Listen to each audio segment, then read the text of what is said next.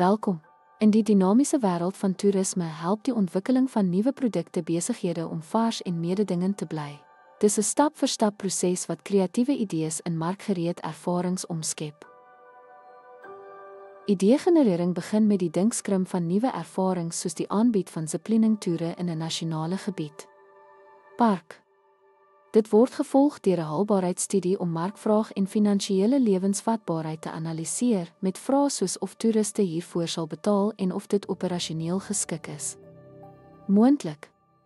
Konsepontwikkeling en toetsing behels die deel van die idee met 'n fokusgroep om terugvoer in te samel, wat help om die aanbod te verfyn. Die bemarkings- en bekendstellingsplan behels die ontwikkeling van promosies en vennootskappe, soos die bekendstelling van 'n woestynsafari met 'n beïnvloederbemarking. Na die bekendstelling, die evaluerings- en verbeteringsfase vind plaas met die fokus op die insameling van terugvoer en die aanbring van nodige verbeterings aan die produk. Ten slotte verseker gestruktureerde nuwe produkontwikkeling dat toerisme-aanbiedinge relevant, lewensvatbaar en waardevol is.